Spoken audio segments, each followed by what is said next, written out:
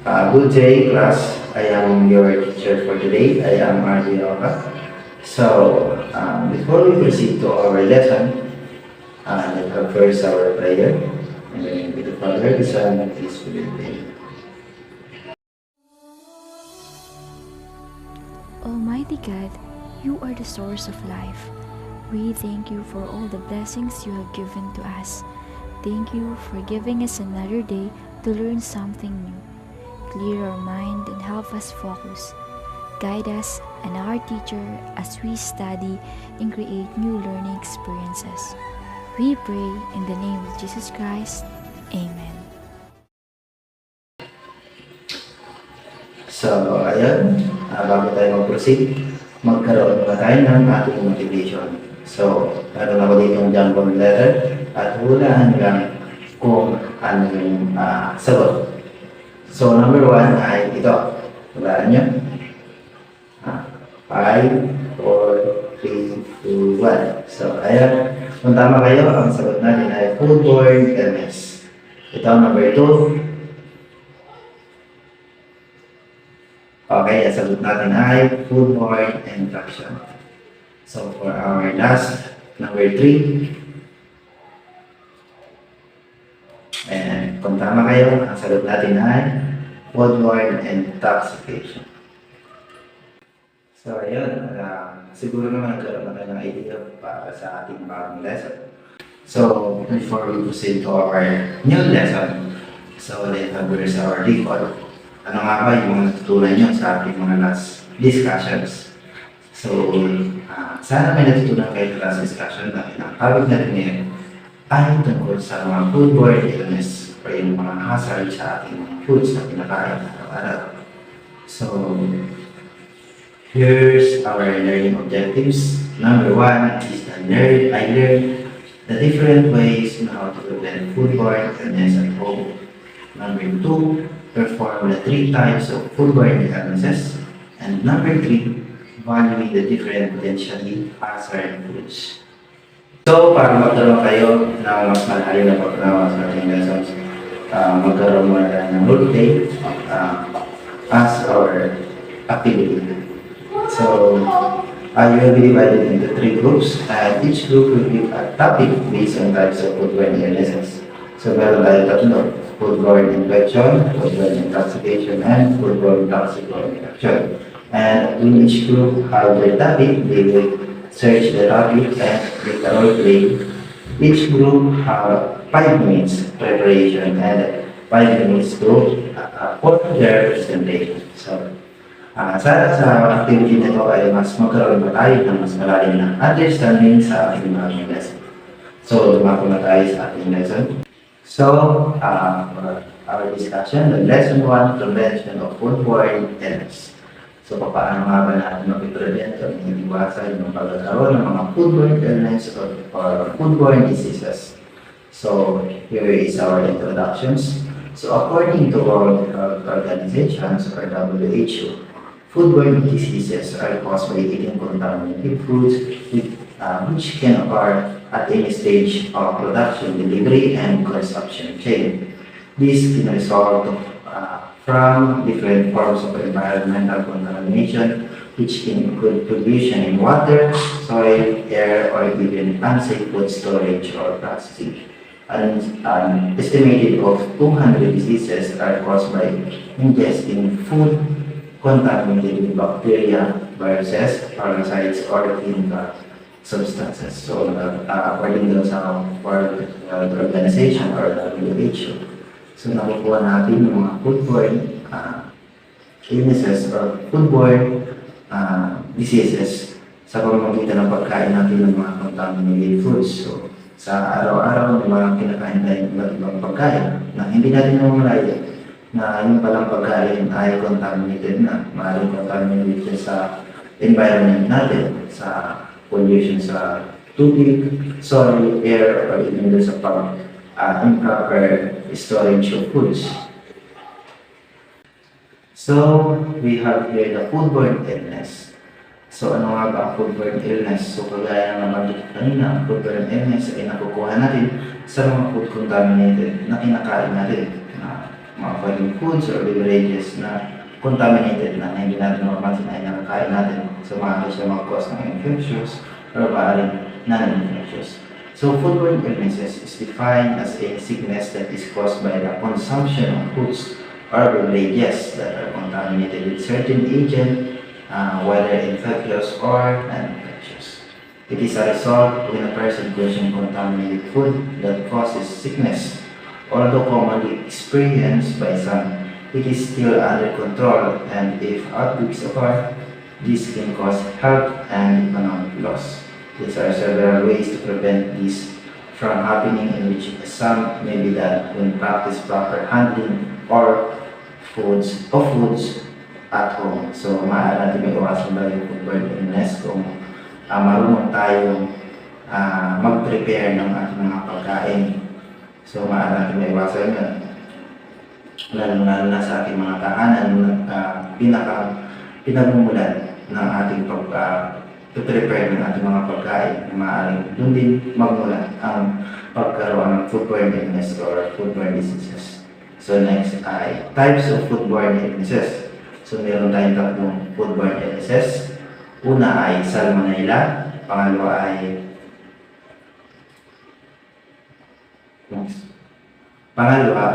botulism, pangatlo ay Staphylococcus. So, ano nga ba yung Salmonella?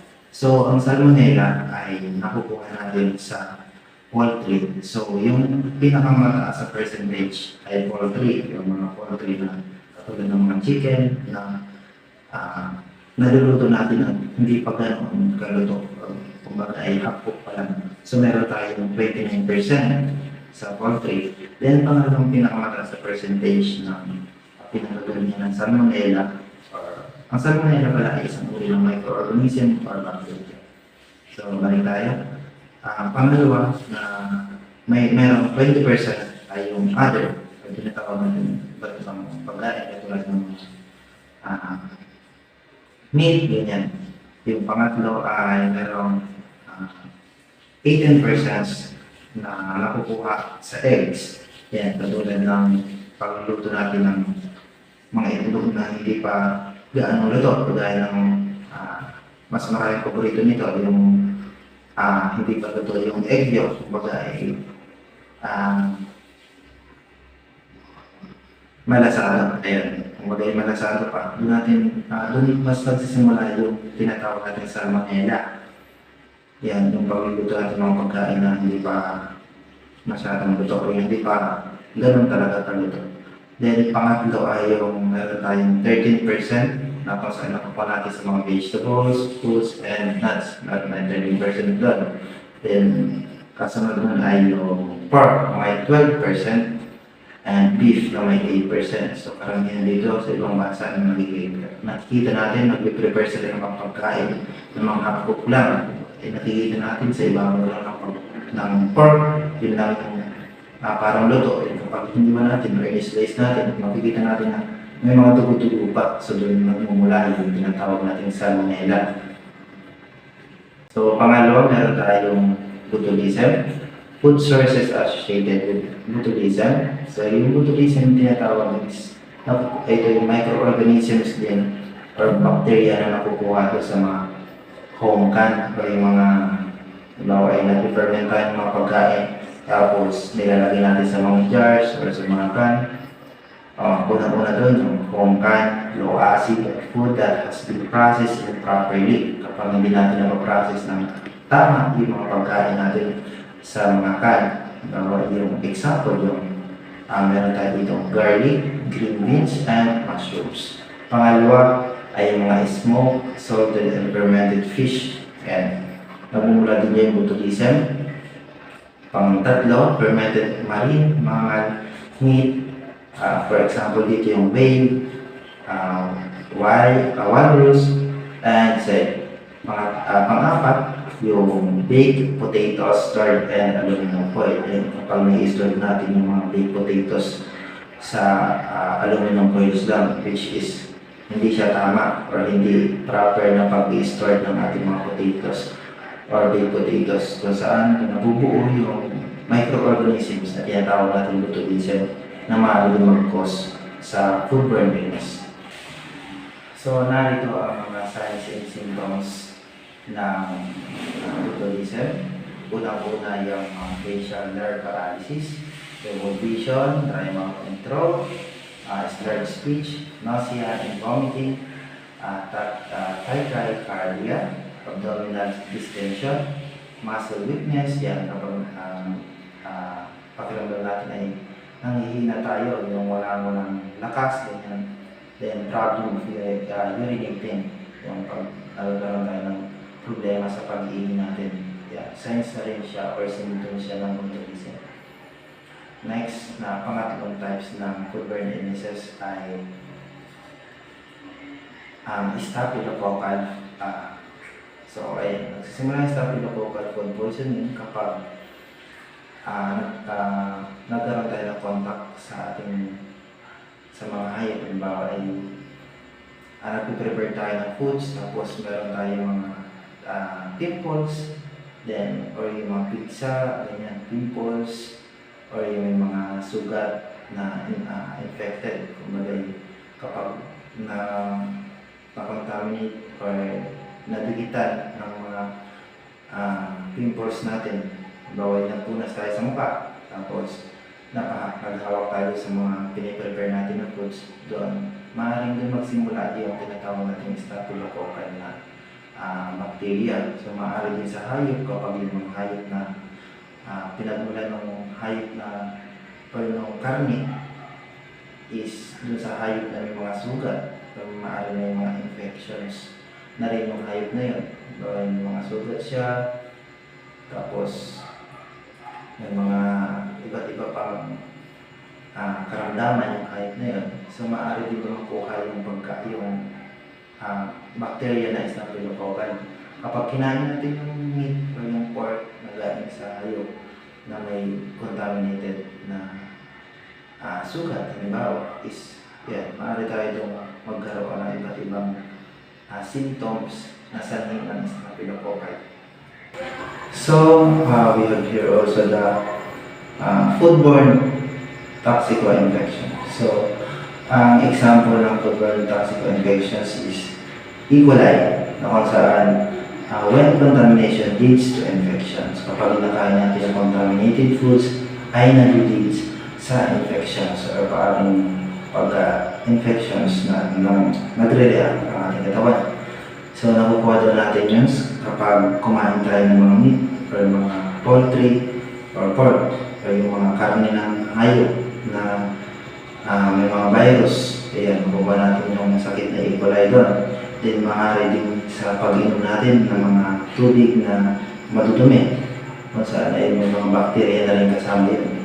So, bacteria can spread from one person to another via feces. So, how to avoid contamination? So, paano nga ba natin ito maiiwasan itong bacteria na E. coli? So, unang-una ay wipe downwards our faces and kitchen utensils. I keep hands clean, especially when touching raw meat or vegetables. Pangatlo, wash vegetables and fruits with under running water. Yan, kailangan iugasan natin siya ng habang tumutuloy yung tubig or sa gripo.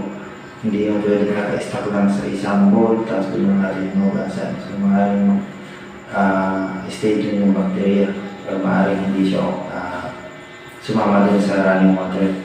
Then, next is make sure meat is well cooked. And the last is bring unpasteurized milk to the boy. Next, prevention of foodborne illness at home. Paano natin maiwasan ng foodborne illness sa mga bahay natin? So, number 1, separating foods while preparing and storing to prevent cross-contamination. Yan, kapag nagluluto tayo, dapat is hinihiwalay natin yung mga piniprepare natin food sa mga ibang foods na contaminated na. So kapag din ay gawa ay nag-prepare tayo ng foods, bagong foods, tapos yung contaminated foods, tapos nagkadikit sila, so maaaring magkaroon ng cross-contamination. Maaaring mahawa yung bagong foods na piniprepare mo. Pangalawa, washing of hands or latex gloves before handling ready to eat foods. So, bago tayo kumain, alam naman natin na isa sa culture ng mga Pilipino is yung pagkain ng nakakamay. So, bago tayo kumain, maaari tayo maghugas ng kamay. And alam naman natin yan ang pinaka-common na solution para maiwasan natin ang foodborne illness. So, kung pwede din gumamit tayo ng mga latex gloves, kung ayaw natin gumamit ng mga kutsara o mga tinidor sa pagkain. So, maaari natin maiwasan yan. Then, pangatlo is yung do not prepare food when sick or recovering from recent illness. So, kung maaari, kapag tayo may mga sakit pa o galing pa sa karamdaman, huwag muna tayo mag-prepare ng ating mga kakain. Maaari yung mga nanay muna natin, mga kapatid natin. Dahil kapag nag-prepare tayo ng pagkain natin na galing pa lang tayo sa sakit, yung maaaring halimbawa umuubo pa tayo, dinaubukan natin yung mga piniprepare natin foods. Yung maaaring malipat doon yung mga bakterya galing sa atin. And kapag nakain natin, bumalik din sa atin yung mga bakterya na yan. So maaari tayo magkaroon ng foodborne illness. So next, check expiration date. So pag kakain tayo, siyempre, dapat lalo na kapag bili tayo sa mga store. So sa mga store is may mga hindi sila nakapansin na magbibenta nila na expired na pala yung pagkain, lalo na sa mga canned foods. So kapag kinain natin yung mga canned foods na yun, at di natin nakita na expired na pala, so maaaring tayo magkaroon ng foodborne illness. So next, avoid long storage of leftovers. So kapag may mga tira-tira tayong pagkain, huwag natin i-store ng matagal. Kung may maaari natin i-store ng maghapon lang, then iinit natin. So meron kasi mga bacteria na nabubuhay sila sa init. So kahit iinit natin yung pagkain natin, ito yung mga leftovers foods natin is maaaring hindi pa rin mamatay yung mga bacteria doon. Then next, number 6 is washing the fresh fruits and vegetables with clean water. So make sure natin malinis yung tubig na pinanguhugas natin ng mga vegetables and fruits. Then maaaring yung bacteria o yung mga dumi dito sa tubig is maaaring maglipat dun sa mga vegetables and fruits na hinugasan natin. Next ay washing dishes after use, rinsing them in hot water and storing them in dry. So kapag ginamit natin yung mga gamit sa kitchen, dapat hugasan muna natin or buhusan muna natin ang mga mainit na tubig para sa ganun is mamatay mga bacteria. Then, bago natin i-store, make sure na malinis at tuyo yung ating mga utensils yan sa kitchen. Next, keeping worksurfaces, kitchen and cooking utensils. Yan. Dapat daw yung mga kitchen, yung kitchens natin, yung mga utensils sa ginagamit natin ay sigurado natin na appropriate ito sa ginagamit sa pagkagamitan natin ng mga sigurado natin na malinis ang mga utensils sa atin. So number 9, do not rely on disinfectants or disinfectants prevalent clothes and surfaces as a substitute for good hygiene methodology. So kapag naman natin na hindi tayo sure dun sa ginagamit natin ng disinfectants, so huwag natin gamitin substitute dun sa mga good hygiene na alam naman natin mas sure at safe sa paglilinis ng ating mga kitchen bago tayo mag-prepare ng foods. Then last ay prevent pets walking on food preparations or bases. Yan, para dun sa mga pet lovers, mga nagluluto ay iwasan nyo na malapit sa inyo. Halimbawa yung mga cat, o yung mga pusa, aso, yan. So, kasi maaari dumamula yung mga bakterya or yung mga maaaring bakterya na maaaring punta dun sa mga pinag-prepare natin food. So, pag kinain natin yung food na prepare natin na contaminate na pala dahil dun sa mga pets natin is maaari na tayo magkaroon ng foodborne illness. So food temperature, thoroughly cooked food until it's piping hot, serve degrees Celsius or 158 degrees Fahrenheit. Perfectly to most bacteria, parasites, and viruses. So, ito yung tamang temperature para sa pagluluto ng mga pagkain. So, 70 degrees Celsius or 158 degrees Fahrenheit. So, sure na tayo na luto na talaga yung pagkain natin. Naiwasan natin doon yung mga pagkaroon ng foodborne illness dahil makakasiguro tayo na patay na talaga yung mga bacteria or mga parasites and viruses.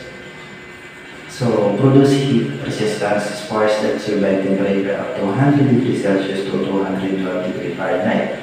So, ito yung mga bacteria na survive sa ganitong temperature. Unang-una yung Clostridium botulinum, Clostridium perfringens, and Bacillus cereus.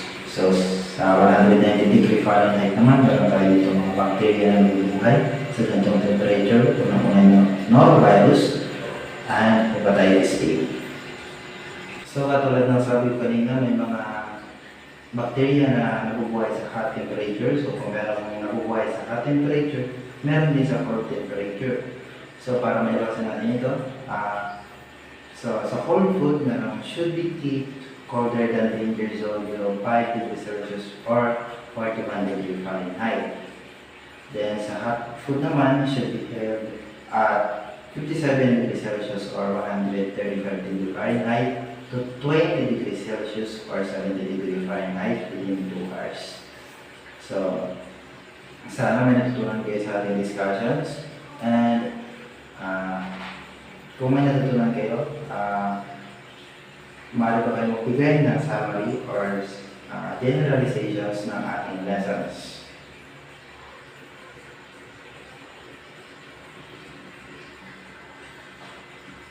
So, kung alam ko naman na may natutunan kayo, and for your assignment, and in essay form, explain and discuss why do you think it is important to know and study the potential hazardous foods and what are the cause and effect of foodborne illnesses.